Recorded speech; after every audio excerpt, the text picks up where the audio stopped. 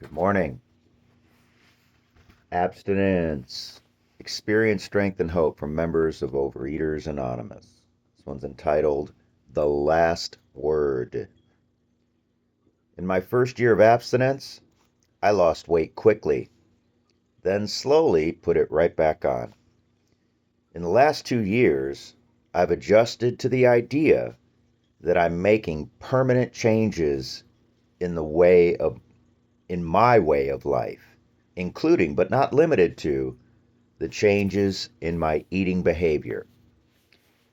The hardest part of making these changes has been learning to live with the discomforts of an abstinent lifestyle. Giving up food, I've had to learn how to deal with pain, moods, and insecurities that only alter slowly.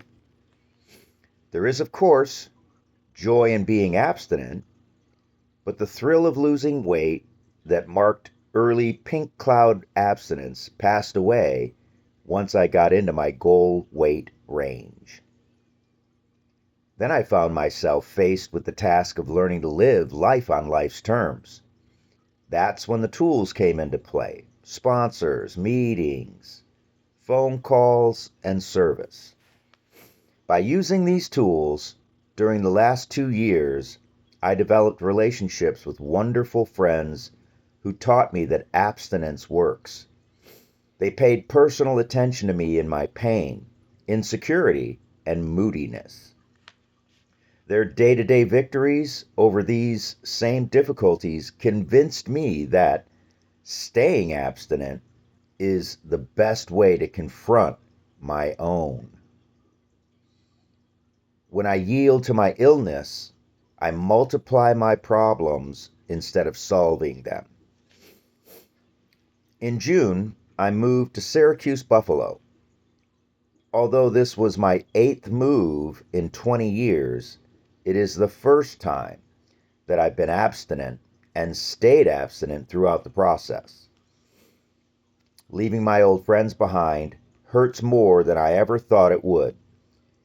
Feeling the pain of my loss and grieving for it is evidence of recovery. The pain itself reminds me of how much I loved my friends and how much they meant to me. To numb the pain by overeating would cut me off from the knowledge of how much they meant to me. And I'm not willing to trade that intimacy I feel for food. Intimacy isn't instantaneous, however. I've had to work hard to make new friends in Buffalo, and there is still a lot to do to deepen these friendships and relationships. There have been moments of joy in the transition. God lives in Buffalo too, and there are lots of people here who know the joy of abstinence and share it at meetings. One Saturday in my new home group, a woman reminded me that abstinence is a tool, not a goal. I like that.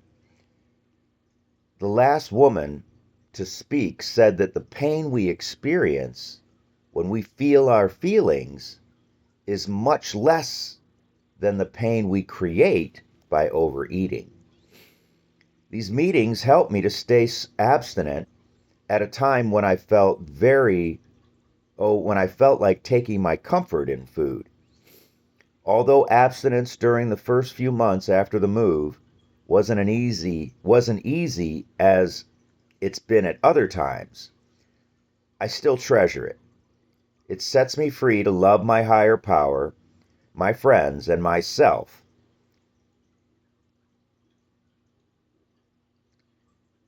Now it's a super long dead pause. Ugh, I struggle. I haven't had enough caffeine, so forgive me. I still treasure it.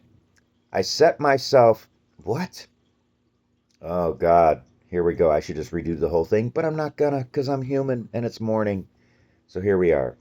It sets me free to love my higher power, my friends, and myself I think of abstinence as the most important, powerful spiritual and mental action I can take to be joined to my friends in OA. That was just a tough sentence. So there we are.